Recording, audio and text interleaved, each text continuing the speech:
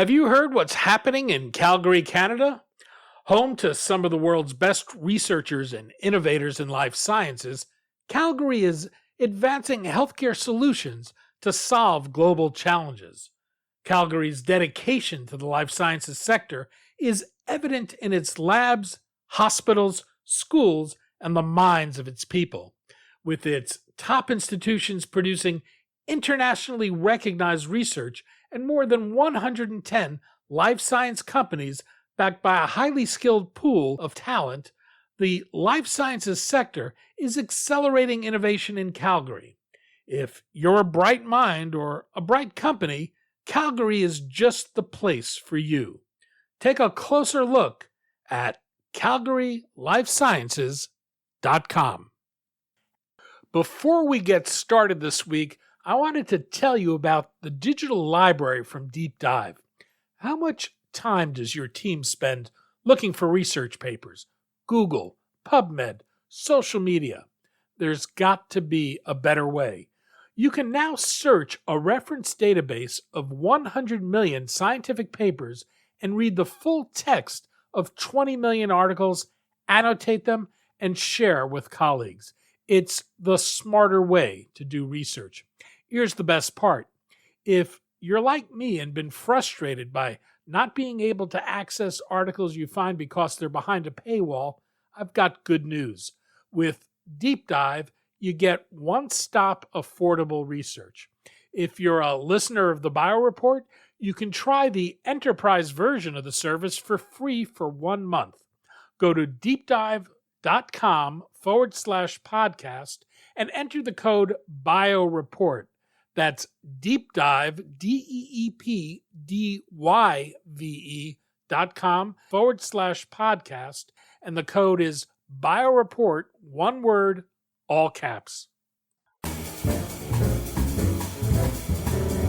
I'm Daniel Levine, and this is the Bio Report.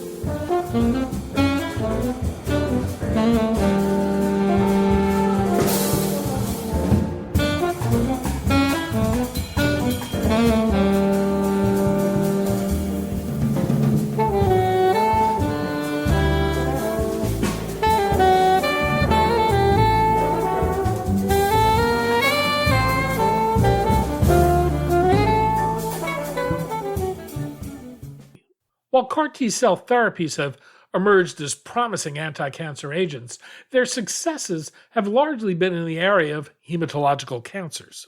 ArsenalBio is working to develop more robust cell therapies capable of treating a broader range of cancers by using synthetic biology to make them programmable. We spoke to Ken Drazen, CEO of Arsenal, about the company's next-generation T-cell therapies, how it's able to program functions into these cells to overcome solid tumor defenses, and the company's collaboration with Bristol-Myers Squibb, announced at the start of the year.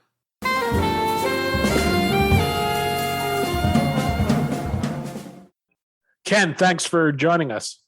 Thank you very much for having me. We're going to talk about cancer immunotherapies, ArsenalBio, and the company's efforts to create programmable T cells that can have a more robust response to cancers. Perhaps we can begin with the limits of existing CAR T cell therapies. Cell therapies have been far more successful at treating hematological tumors than solid tumors. What's the difference about these tumors with regards to cell therapies, and how well understood are those challenges? Well, you get right at the crux of the opportunity and the challenge, Dan, so thank you very much for the question. Let me just go backwards and make the statement that it's well known that the immune system that all of us are endowed with enables us to control infections, and in rare cases enables us to control tumors. But our immune system has not evolved adequately enough over generations of human development to address the complexities that have been engendered into these solid tumors. So, for example, most hematologic malignancies can be deleted or treated by ablating that part of the circulating blood compartment or bone marrow. And then we have the benefit that clinicians have as a toolkit that can replace or infuse fresh cells or stored cells or transplanted cells into them to replace that part of their circulating organ. In solid tumors, we don't have that luxury because we can't eliminate whole organs because of the critical functions that many of them perform. And so the challenge that we have in solid tumor therapy is to create really discrete mechanisms to eliminate the tumor and at the same time preserve healthy tissue. The other part of the challenge in treating solid tumors is the fact that these tumors develop randomly mechanisms to evade the immune system and to block the immune system's entry into the tumor environment. That represents the challenges of using cell therapy, using engineered cells to enter into the patient's body and eliminate the solid tumor. However, times are changing. New technologies have been developed, and we sit at the crux of the intersection of a variety of technologies, including the CRISPR editing system, the power of cloud computing, synthetic biology, automation, and genomics. And when you bring all of those together into a multidisciplinary strategy, amazing things can happen, and that's Arsenal. Well, how exactly is Arsenal trying to address these challenges faced by cell therapies? So our approach to addressing the complexity of solid tumors requires several different capabilities in the company. As I mentioned prior, the first is the ability to precisely redirect the genome of a T cell to be programmed to kill a tumor cell. Our capability at Arsenal is one where we've identified a unique place in the genome, call it a gene desert, that allows us to insert a large piece of DNA precisely into that location and no other. That large piece of DNA is then designed specifically to encode new gains of function for the T cell, as well as reducing some of the limitations that the T cell might normally have that would prevent it from killing a tumor cell. And in concert, this programmable language that we're adding to the T cell enables it to discretely expand in the patient and kill the tumor cell. That represents an advance in the current design and development of CAR T. When we start talking about synthetic biology, there's a lot of talk about making cells programmable. What's the range of functions or switches you can build into a cell? It's a fascinating question, and our company has decided to embark on a short-term and a long-term strategy. Our short-term opportunity is to deploy what we call logic gates. These are natural occurring receptors that live inside the human body and are expressed on many cells. These receptors then have been engineered in the laboratory to be programmable in that we can design them to express a receptor looking for a specific antigen in the tumor environment. And then when that antigen is identified by this receptor, it activates the expression of a second receptor inside the T cell and expressed on its surface. And when that second receptor is present in combination with the first, a so-called logic gate, this results in specific killing when those two antigens are present in time and space. That creates unique specificity. We have the opportunity to design those receptors against virtually any solid tumor. And that allows Arsenal to have a unique targeting system. But this receptor class also endows the cells with additional capabilities. First, it allows these cells to grow in the manufacturing process without becoming fatigued. That process of cell exhaustion is an enemy of a successful cell therapy. Arsenal has the ability to conduct this manufacturing process using CRISPR in a way that creates a homogeneous set of cells or medicine encoding these receptors, as well as some additional components that represent a class of RNA that allows us to discretely turn off specific genes in the T cell genome. That type of discrete control over additional targets is akin to administering a cocktail therapy. We have the ability today to administer up to a 5-component therapy in a single T cell. And it's our ambition, as I mentioned earlier, over the longer term, to develop products that would administer even more functionality into these T cells over time. That composite product, if you will, we think will deliver a higher therapeutic index, which means greater potency and greater safety. As I understand it, Arsenal's scientific founders were working on different aspects of the challenges around immunotherapies, and Sean Parker of the Parker Institute for Cancer Immunotherapy brought them together. Parker is an investor and a board member of Arsenal. What role has the Institute played in the development of the company, and what role, if any, will it have going forward? I give a huge amount of credit to Sean Parker, his colleagues at the Parker Institute, Jeff Bluestone, Michael Polanski, and the scientific leadership there, who had the notion of creating a pre-competitive research environment for investigators across the country to collaborate on the key issues that are holding back immunotherapy for broader application in patients, including cell therapy. It was through this approach of pre-competitive collaboration that in early 2018, Sean and his network of investigators gathered and determined that there were a variety of different capabilities amongst different investigators with the aspiration of forming different companies. And he was able to convince them, and they were able to convince each other, that collaborating together to create a so-called arsenal of capability would allow them to develop better therapies.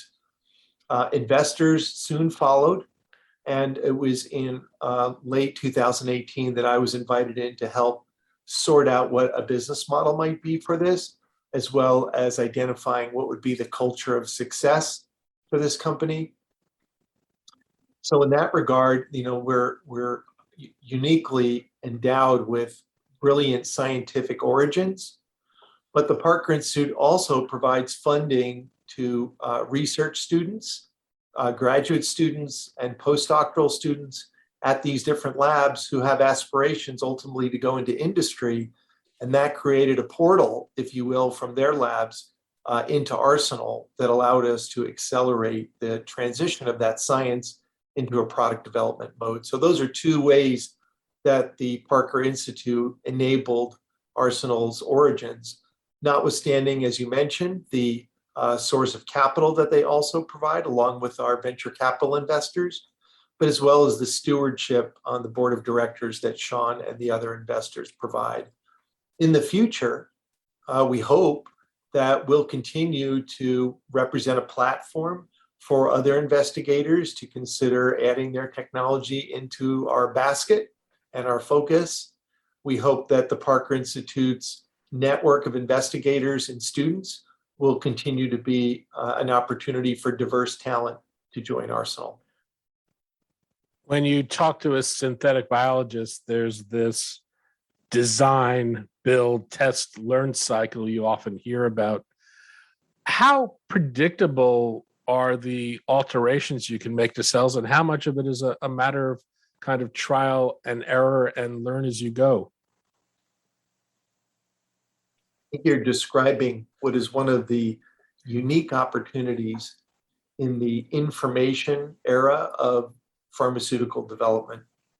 I often hear nowadays from the leaders of the messenger RNA companies who use the phrase information molecules because messenger RNA encodes proteins that can be used for vaccines and other therapeutic approaches. Similarly, in a DNA approach where one can reorganize or rewrite different letters into the unique location in the genome that we work on, we're able to instruct the cell to perform explicit functions that we know will result in explicit actions after the cells are administered to the patient.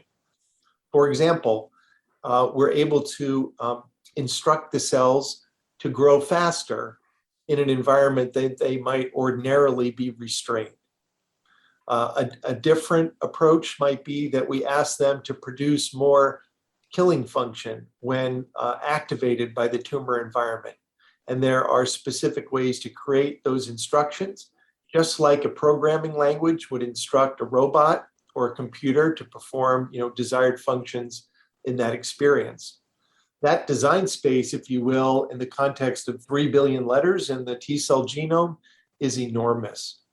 So Arsenal has decided that there are priorities within that design space that we would like to address.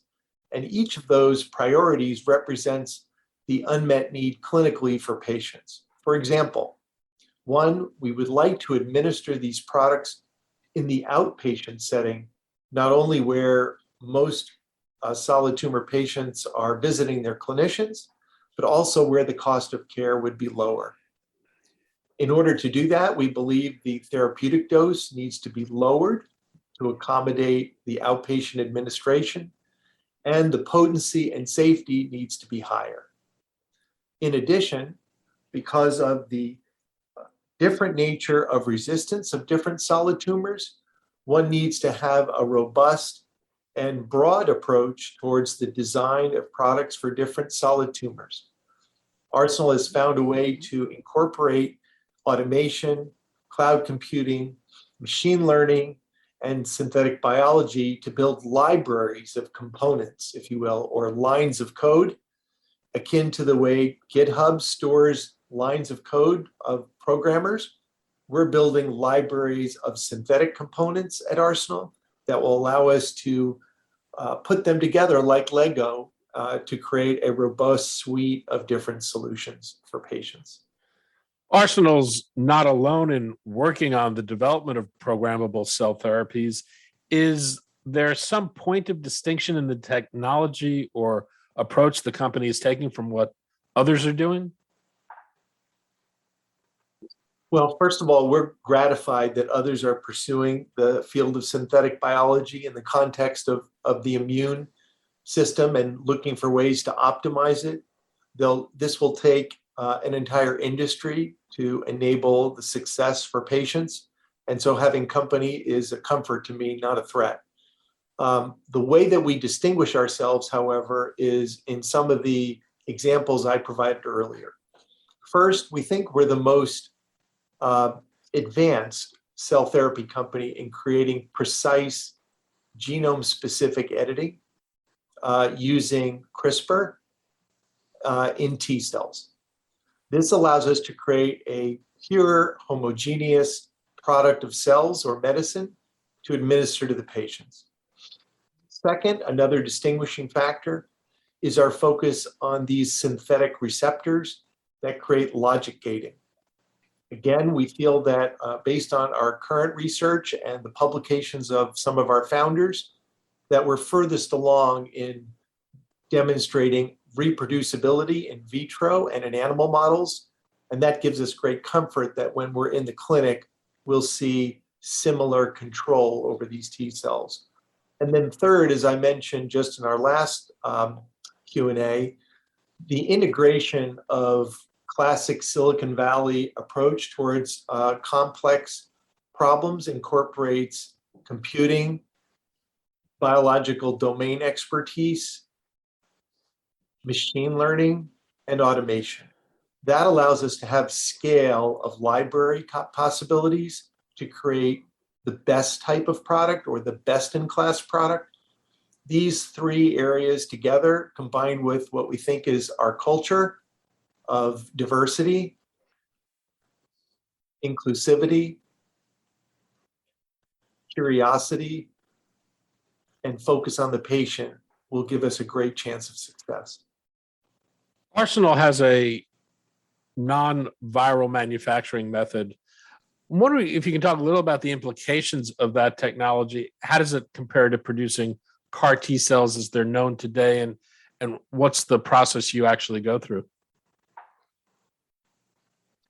The first two products that were approved in cell therapy were for, as you pointed out earlier, in hematologic malignancies, and each of them required the use of a virus as a critical component in manufacturing the cells with the desired attribute that they were looking for to treat those diseases. The industry now is composed of more than 600 companies worldwide, and the breadth of them today, and the majority of them, continue to use viruses as a mechanism for manufacturing. That creates some challenges, however, because these viruses integrate in different locations in the genome in each patient and potentially in each cell, resulting in a less reliable, reproducible product response in patients. In contrast, using the CRISPR process and the unique location we discovered in the genome, we can create a pure manufactured product that has a reliability of homogeneity, a reliability of instructional performance, and we believe a healthier, more robust product that will perform in the patients. So aside from product attribute, as I just mentioned, another attribute from a manufacturing perspective is there is a simplification of the manufacturing process at the site of manufacturing that allows us to lower the cost of manufactured goods, which will be critical in creating patient access. That manufacturing process is shorter significantly, perhaps by as much as 2/3, enabling us to access patients faster in the care pathway of treating their disease. Arsenal in January entered into a collaboration with Bristol-Myers Squibb. This is a multi-program discovery collaboration with BMS that provided Arsenal with $70 million up front. What are Arsenal's responsibilities, and at what point will BMS have to make a call on whether or not to license a program? We feel very fortunate to have a partner like Bristol-Myers Squibb, not only because of their expertise in immuno-oncology, which is well-renowned, but also their approach to partnering. What they saw in Arsenal was a complementary set of skills, technologies, and a focus using these technologies to create best-in-class medicines. What they brought to the table, obviously, was their balance sheet, but also their expertise and focus in specific disease indications. And so together, we thought that it would be an opportunity for BMS to enable early in our life as a company a focus on addressing specific products for specific indications using the suite of technologies that we had. And so our program together kicked off, as you pointed out, in early 21, and we're moving quickly along with their guidance in the indications of interest. At some point, the products that we're working on in the research phase will proceed into a late preclinical phase, which will be the opportunity then for BMS to bring the franchise of expertise in clinical development to bring these medicines to patients. The opportunity in the future to expand into other programs is something that the two companies are talking about right now. This still allows us the opportunity to grow and build our own pipeline, and Arsenal is open for business for future collaborations. And how do you see yourself really leveraging that relationship with BMS? Well, first and foremost, it offers us the opportunity to mature, to be a good partner, a reliable one, and one that over-delivers on our technological promise. Thus far, I think it's been a very productive relationship. The BMS organization is supportive. They bring great expertise. And most importantly, their aspiration for best-in-class medicines matches ours. At the same time, Arsenal needs to develop the capabilities as an independent company that we think are important. And we're doing so as we speak, building our clinical organization, our manufacturing organization with high-quality executives who understand what it will take to treat and cure patients. And you mentioned you're going to be developing your own pipeline. How much is the BMS relationship kind of eating the bandwidth for that, or are you in the process of bringing your own cell therapies forward at the same time? Well, you point out an absolutely critical part of the startup experience, which is how do you focus, how do you deliver on results, and how do you create elasticity of your business model to accommodate, opportunistic relationships like the one with BMS. At this point, Arsenal was already undertaking its own program portfolio before the BMS relationship was solidified. And so our first program, our first Arsenal program, which will be in ovarian cancer, is expected to first dose in patient in the latter part of 2022. That will be ahead of the first BMS product program. Both parties will learn from that experience and benefit. And at the same time, our focus on delivering this unmet need to patients with ovarian cancer is something we take very seriously. It's an organizing principle at Arsenal to address the significant burden of disease that patients with cancer have. Ken Drazen, co-founder and CEO of ArsenalBio. Ken, thanks so much for your time today. Thank you, Dan. Really appreciate it.